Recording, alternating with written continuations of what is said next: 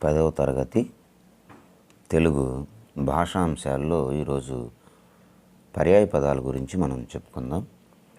Public పరీక్షా విధానంలో ఇది 14వ ప్రశ్న. 14లో మరలా 2 రకాల ప్రశ్నలు ఉంటాయి. ఒకటి, ఒక వాక్యం ఇచ్చి ఈ వాక్యంలో గీత గీసిన పదానికి పర్యాయ పదాలు రాయండి అని ఒక విధానం ఉంటుంది. 14 అంటే 14లో 2వ విభాగంగా ఒక వాక్యం ఇచ్చి ఆ వాక్యంలో గీత గీసిన పదానికి పర్యాయ పదాలు గుర్తించండి అని ఉంటుంది. ఈ విధంగా 2 మార్కులకి పర్యాయ పదాలకు సంబంధించి 2 రకాలైనటువంటి ప్రశ్నలు వస్తాయి. ఆ 2 కూడా 14లో అనే సంఖ్య కలిగినటువంటి ప్రశ్నలుగానే ఉంటాయి. ఇప్పుడు పాఠ్యపుస్తకంలోని పర్యాయ పదాలను మొదటగా మనం చూద్దాం. అంటే పాఠం తర్వాత ఇచ్చేటువంటి పర్యాయ పదాలు. అలాగనే పద విజ్ఞానము పాఠం లోపలి సంబంధించినటువంటి పదాలను వీటితో పాటుగానే గమనిద్దాం.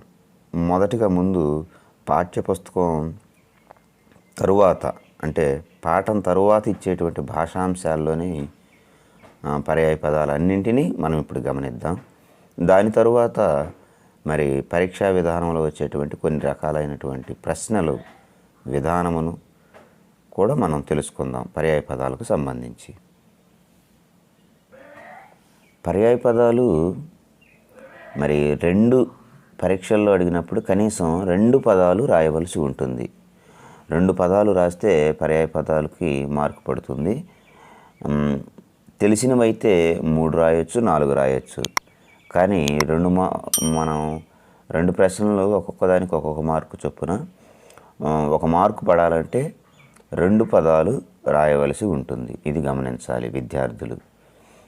కాస్త చదవగలిగిన వాళ్ళు 3, 4 పదాలు రాసినా ఇబ్బంది లేదు. 1 అర తప్పుపోయినా మార్కు మాత్రం పోకుండా 3 పదాల వల్ల మార్కులు పట్టడానికి అవకాశం ఉంటుంది. పదాలను గమనిద్దాం. ఆజ్ఞ. ఆజ్ఞ అంటే ఆదేశము, ఆన, ఉత్తరువు, నిర్దేశము. 4 పదాలు ఉన్నాయి పాఠ్యపుస్తకంలోనివి ఇవన్నీ. ఆజ్ఞ అంటే ఆదేశము, ఆన. మనకు ఆన అనేటువంటి తెలిసిందే కదా. అలాగనే ఉత్తరువు, నిర్దేశము. లోచనము.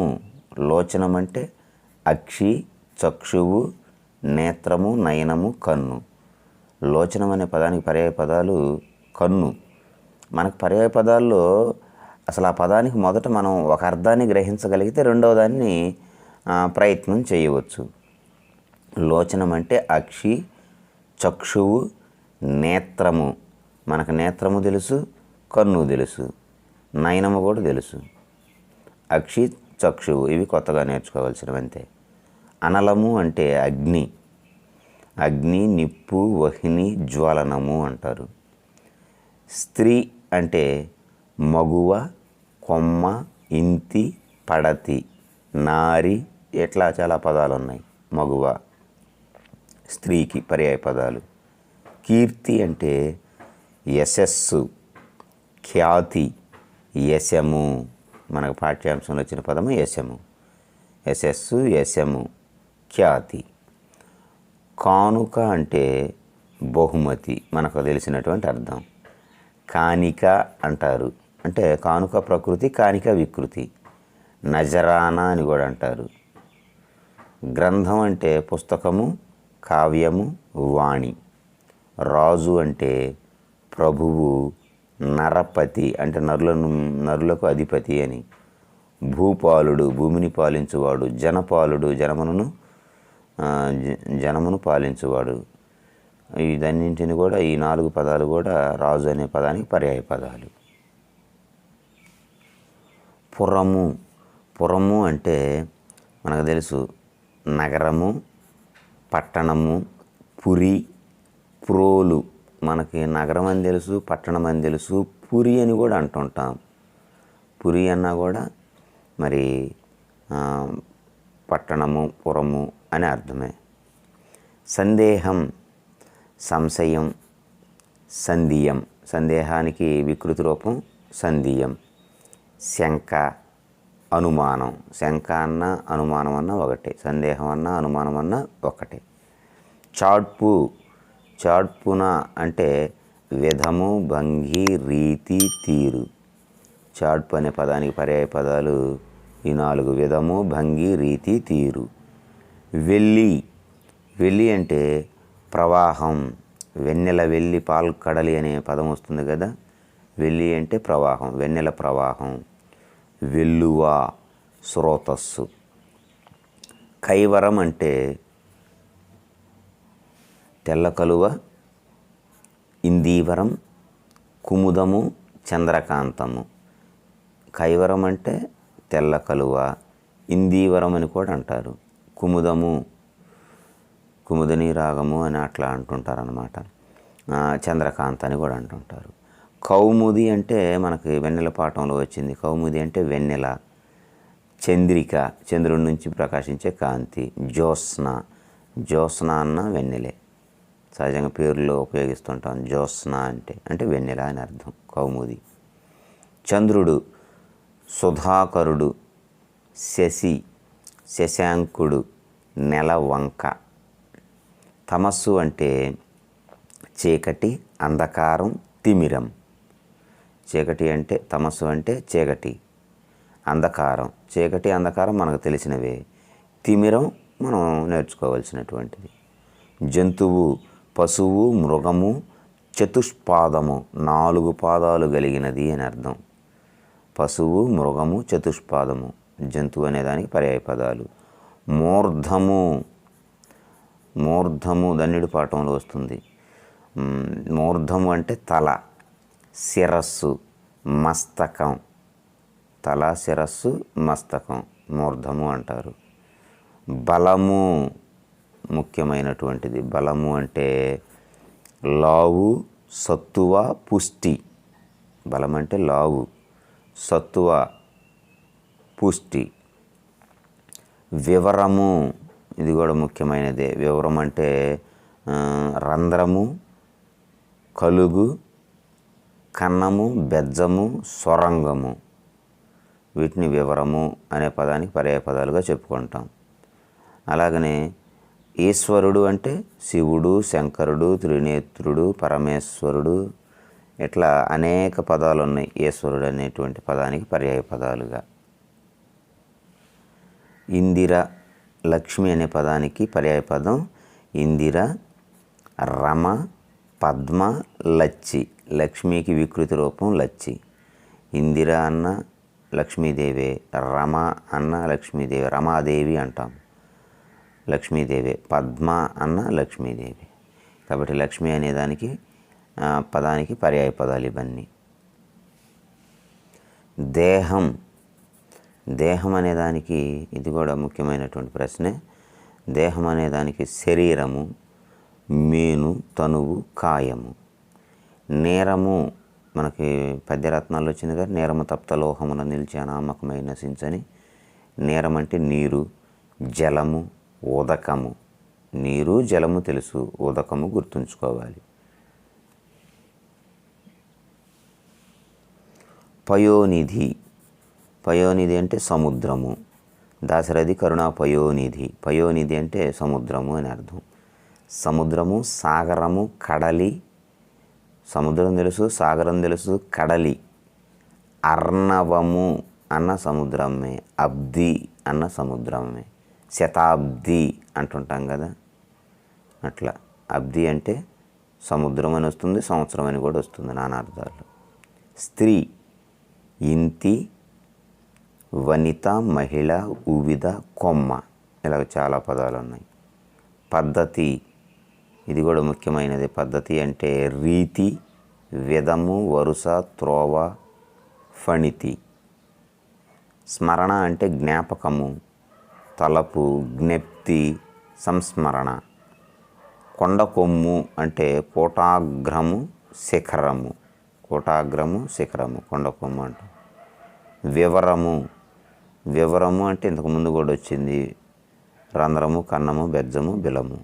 నభము, నభము అంటే ఆకాశం, నింగి, గగనం, అంబరము, ఇలాగా ఇవి పర్యాయ పదాలుగా చెప్పుకోవచ్చు. ముఖ్యమైనది మిన్ను, మిన్ను అన్న అదే, కాబట్టి ఇక్కడ ఈ పదాన్ని కూడా రాస్తే సరిపోతుంది. మిన్ను కూడా పర్యాయ పదమే.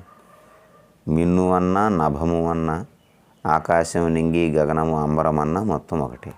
తాండవం అంటే నృత్యము, ఇంగ్లీష్లో డ్యాన్స్ అంటాం కదా, నృత్యము, నాట్యం, నర్తించు, ఆడు, ఆడటం, ఆడు. రుగ్మత ముఖ్యమైనటువంటి అర్థం. ఈ రుగ్మత అనే దాన్ని ఇంతకుముందు కూడా పరీక్షలు అడగటం జరిగింది. రుగ్మత అంటే జబ్బు, జబ్బునే మనం రోగం అంటాం, దాన్ని అనారోగ్యం అంటాం, అస్వస్థత అని కూడా అంటాం. కాబట్టి రుగ్మత అనే పదానికి జబ్బు, రోగం, అస్వస్థత, అనారోగ్యం అని అంటాం. మాణిక్యమణి అనే పాఠ్యాంశంలో వస్తుంది ఇది. జ్ఞానం అంటే తెలివి, మేధస్సు, పాండిత్యం, విజ్ఞానం. పక్షి, పక్షి అంటే విహంగము, ఖగము, పులుగు, నీడజము. జాగ్రత్తగా గమనించండి పదాలు. పక్షి అనేదానికి విహంగము, ఖగము, పులుగు, నీడజము. ఎప్పుడన్నా వరదలు ఇలాంటివి సంభవించినప్పుడు ముఖ్యమంత్రులు ఇలాగా ఆ వరద ప్రాంతాన్ని సందర్శించాలనుకున్నప్పుడు హెలికాప్టర్ ఇలాంటి వాటిల్లో వెళుతూ ఉంటారు.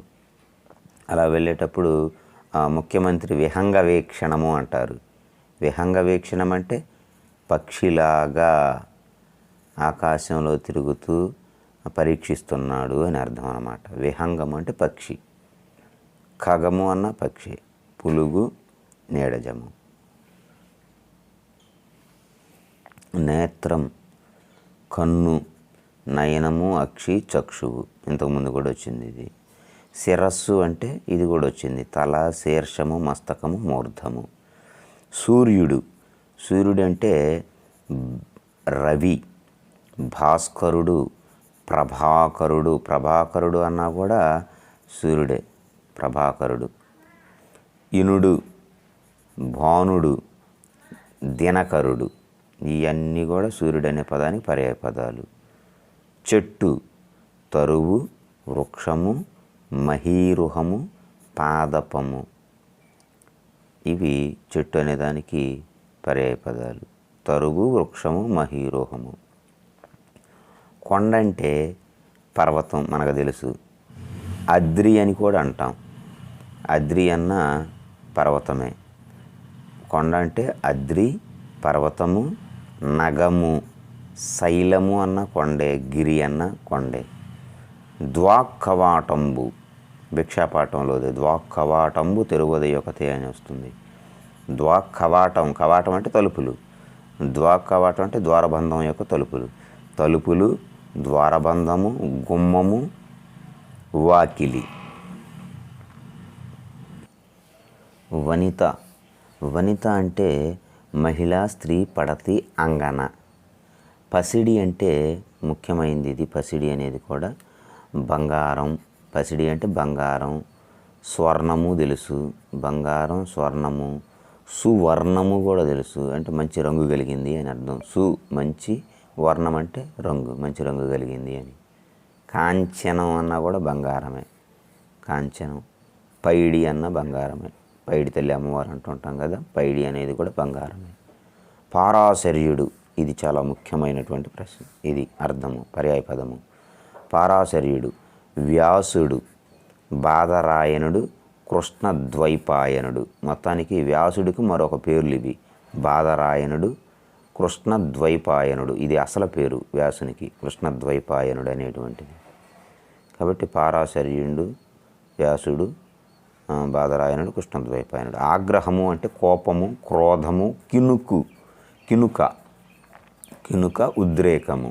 కోపము, క్రోధము, కినుక, ఉద్రేకము, ఆగ్రహం అనేదాన్ని.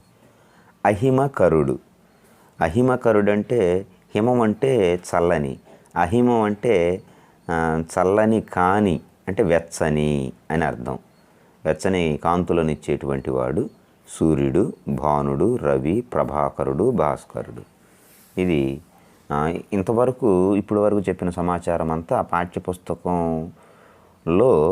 పాఠం తరువాత అంటే పాఠం వెనకాల ఇచ్చేటువంటి పర్యాయ పదాలు. వీటిని దృష్టిలో పెట్టుకొని పరీక్షల్లో మనకు అడగటానికి ఎక్కువగా అవకాశం ఉంటుంది.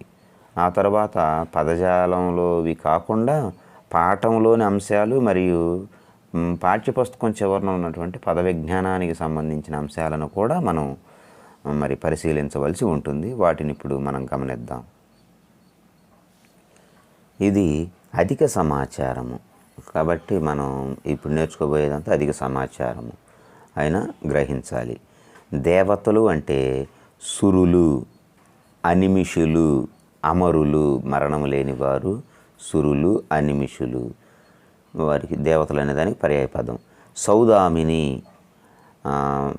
శివాజీ దగ్గర వస్తుంది కదా, ఆ యవనకాంతనే నవ సౌదామిని బోలు అని అంటాడు. సౌదామిని అంటే మెరుపు తీగ, విద్యుల్లత, మేఘదీపము అంటారు. అంటే మెరుపు తీగ లాంటి స్త్రీ అని అర్థం. నవ సౌదామిని పోలు ఆ యవనకాంతారత్నమను అనేటువంటి సందర్భంలో. పతి అంటే భర్త, మగడు, నాథుడు, ధవుడు అని కూడా అంటారు.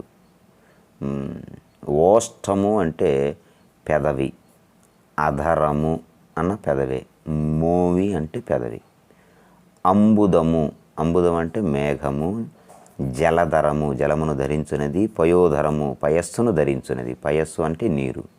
మేఘము, జలధరము, పయోధరము. అంబుది అనేదానికి పర్యాయ పదాలు. హరి, హరి అంటే విష్ణువు. చక్రి, చక్రమును ధరించినవాడు. నారాయణుడు, పద్మనాభుడు, పద్మము నాభియందు గలవాడు. హరి అనేదానికి పర్యాయ పదాలు. గిరి, గిరి అంటే మనకు తెలుసుగా కొండ, పర్వతం, నగము. అద్రి, శేషాద్రి అంటాం కదా. అద్రి అంటే పర్వతము అని అర్థం. గురువు, ఉపాధ్యాయుడు, అధ్యాపకుడు, ఆచార్యుడు, బోధకుడు. లేఖ, జానపదుని జాబులో వస్తుంది. లేఖ అంటే ఉత్తరం, జాబు, శ్రీముఖము, దాన్ని లేఖ అంటుంటాం.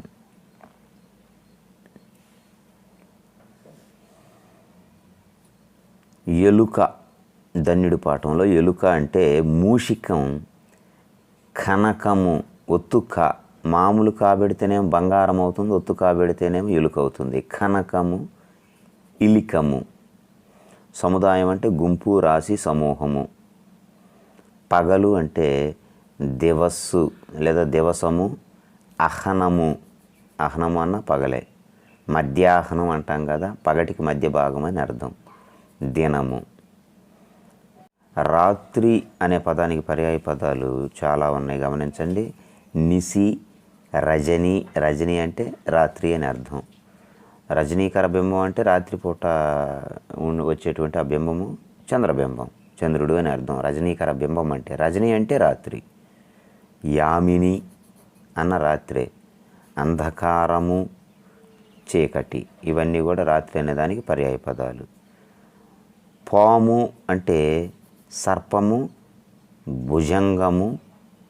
భుజగము అనొచ్చు, భుజంగము అంటారు. భుజగము, ఊరగము, పన్నగము, ఫణి, ఇవి మనకు తెలిసినటువంటి కొన్ని అర్థం. పన్నగము అనేటువంటి పదం కూడా.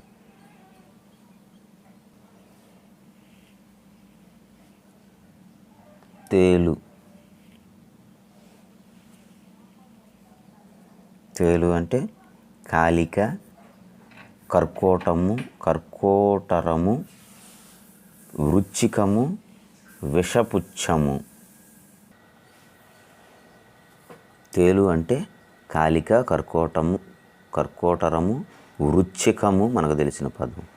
విషపృచ్ఛము, విషపుచ్చము అంటారు. అంబోధి అంటే సముద్రం, పయోనిధి, జలధి, తోమధి, పారావారం అని కూడా అంటారు. సముద్ర లంఘనంలో వస్తుంది. పారావారం బిటు వచ్చి కుటిల దానవ అనేటువంటి పదంలో, వాక్యంలో. పారావారం అంటే సముద్రం, అంబోధి. భంగి అంటే విధము, రీతి, మాట్కి అనేటువంటివి. బూరుహం గతంలోనే వచ్చింది. చెట్టు, వృక్షము, తరువు, క్షమాజము. కుసుమము, కుసుమం అంటే సుమము, పుష్పము, పువ్వు, ప్రసూనము అనేటువంటి పదాన్ని కూడా ఉపయోగిస్తారు. ఇనుడు అంటే సూర్యుడు, దినకరుడు, అర్కుడు, భాస్కరుడు, రవి ఇలాంటి పదాలు. ధనము అంటే అర్థము, విత్తము, సంపద. గమనించండి, ధనము అంటే అర్థము, విత్తము, సంపద. అర్థములు నిత్యములు కావు, యవ్వనము జరీవేగ తుల్యము, జీవనము గుద్భుతప్రాయమని ధన్యుడిలో వస్తుంది. అర్థములు నిత్యములు కావంటే అర్థములు అంటే ధనము, సంపదలు నిత్యం కాదు అని అర్థం.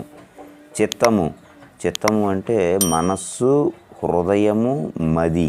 మనస్సు, హృదయము, మది. వనము అంటే అరణ్యము, అడవి, విపినము. మైత్రి అంటే స్నేహము, నెయ్యము, కూర్మి, చెలిమి.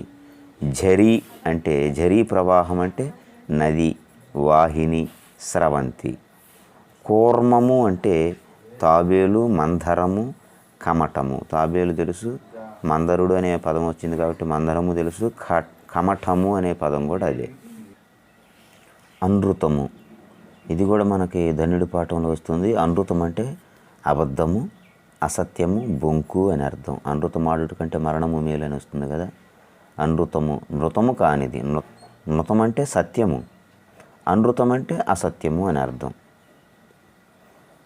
సన్యాసి, సన్యాసి అంటే పరివ్రాజకుడు. బోడ, చెడు గర్వపు బోడ అని వస్తుంది.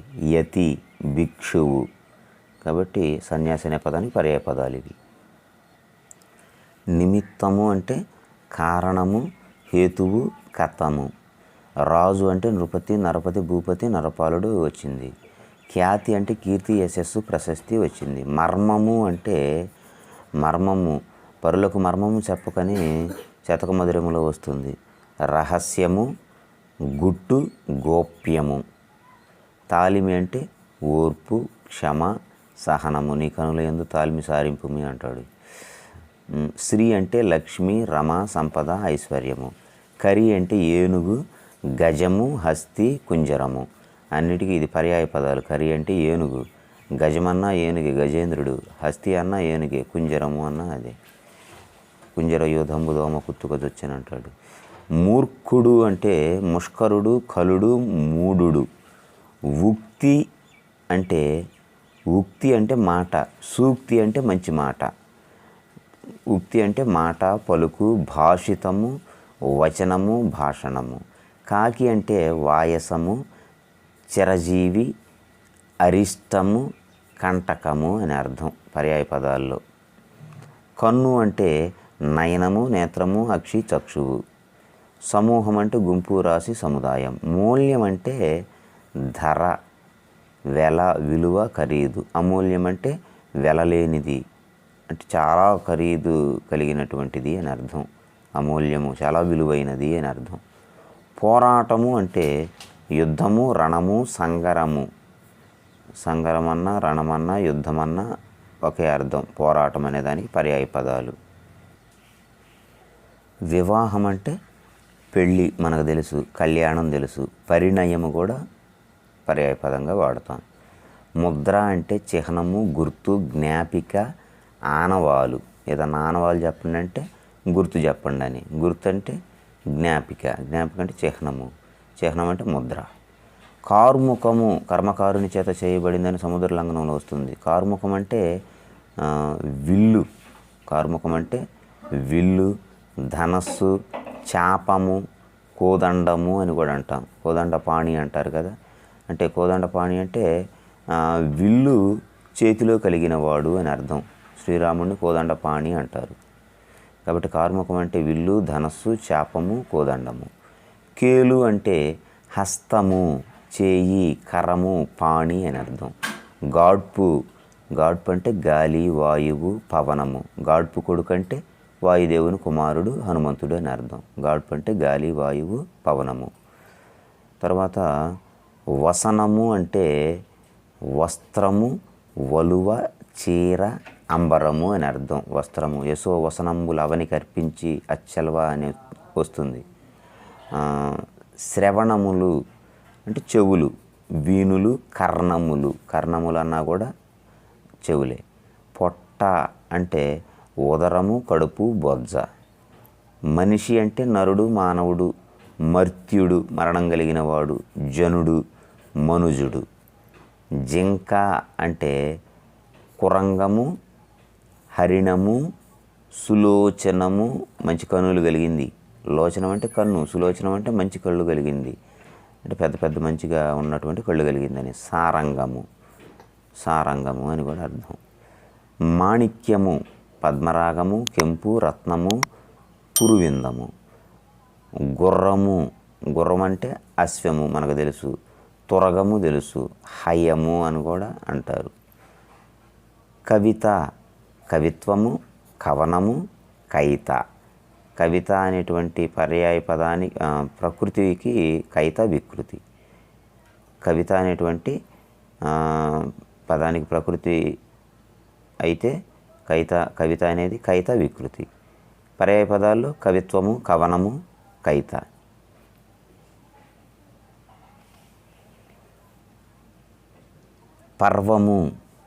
పర్వము అంటే పండుగ, వేడుక, సంబరము, ఉత్సవము.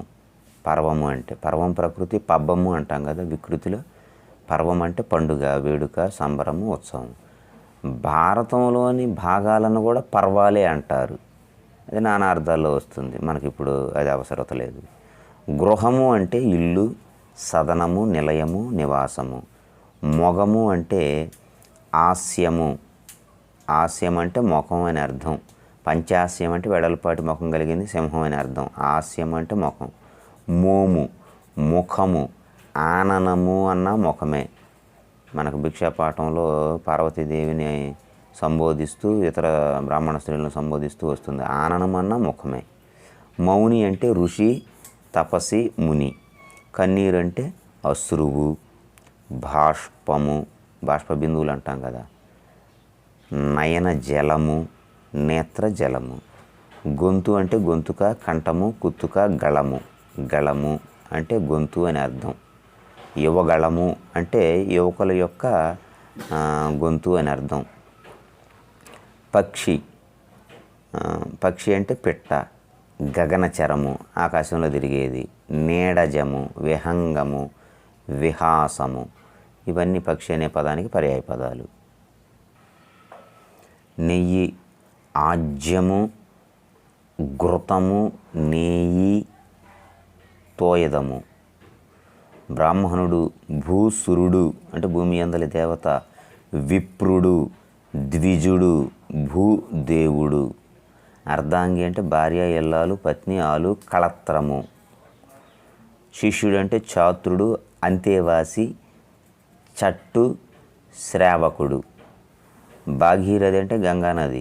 భాగీరథి అంటే గంగ, జాహ్నవి, మందాకిని, ఆకాశ గంగ. పావురము అంటే కపోతము, పారావతము. చిత్రకంఠము, చిత్రమైన కంఠం కలిగినది. కంఠీరవము అని కూడా అంటారు. కంఠీరవం అంటే పావురం అనే పదం కూడా ఉపయోగిస్తారు. కంఠీరవం అనే పదాన్ని సింహము, పులి, సింహము అనే అర్థంలో ఒక దాంట్లో ఉపయోగిస్తారు అనుకుంటా. నాకైతే గుర్తుకు రావటం లేదు, అవగాహన లేదు. కన్నడ కంఠీరవ అంటారు, కన్నడంలో ఒక చిత్ర హీరోని. తల్లి, అమ్మ, మాత, జనని, జనయిత్రి. తండ్రి, నాన్న, జనకుడు, పిత, అయ్య. గూడు, కులాయము, నీడము. నీడజ అంటే పక్షి, నీడము అంటే గూడు. ఆపద, విపత్తు, ప్రమాదము, అపాయము, గండము, కీర్తి. పత్రము అంటే ఆకు, దళము, పర్ణము, వాతాయనము, పలాశము. ఇవి పత్రం అనేదానికి. ఇవి పర్యాయ పదాలు. అధిక సమాచారం. ఇప్పుడు మనం పరీక్షా విధానంలో కొన్ని ప్రశ్నలను గమనిద్దాం. పరీక్షా విధానంలో వచ్చేటువంటి నమూనా ప్రశ్నలను చూద్దాం. పర్యాయ పదాలకు సంబంధించి 14లో శిరీష కుసుమం మెత్తగా ఉంటుంది. కుసుమం కింద గీత ఇచ్చాడు. కుసుమం అనే గీత గీసిన పదానికి పర్యాయ పదాలు రాయండి అన్నాడు. కుసుమం అంటే సుమము, పుష్పము పువ్వు, పుష్పము పువ్వు సుమము, ప్రసూనమని కూడా మనం రాయవచ్చు. అలాగనే దీనిలోని రెండవ ప్రశ్న తమం అంతటా అలుముకుంది అని ఇచ్చాడు. తమం అంతటా అలుముకుందని ఇచ్చి గీత గీసిన పదానికి సరైన పర్యాయ పదాలు గుర్తించండి అన్నాడు. తమం అంటే ఇక్కడ 4 ఆప్షన్లు ఇచ్చాడు. మబ్బు, మేఘం, చీకటి, అంధకారం, రంగు, వర్ణం, భయం, భీతి అని. కాబట్టి చీకటి, అంధకారం దీనికి సరైనటువంటి జవాబు. అని పెట్టి చీకటి, అంధకారం అని జవాబు పత్రంలో రాయవలసి ఉంటుంది. అలాగనే మరొక ప్రశ్నను గమనిద్దాం. వస్తువుల ధరలు మిన్ను తాకుతున్నాయి. మిన్ను కింద గీత గీశాడు. గీత గీసిన పదానికి పర్యాయ పదాలు రాయండి. ఆ మిన్ను అనే దానికి మనం పర్యాయ పదాలను జవాబు పత్రంలో రాయాలి. మిన్ను అంటే ఆకాశము, నభము.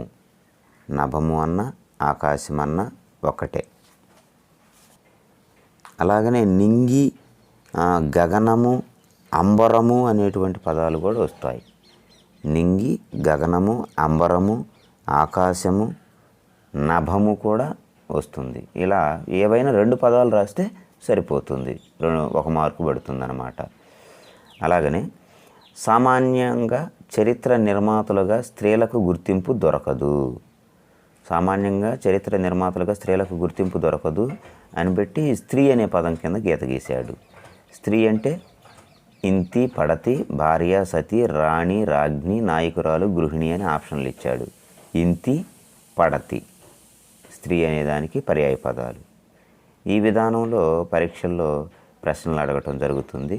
కాబట్టి చక్కగా వీటిని నేర్చుకొని మంచి మార్కులు పొందగలరు.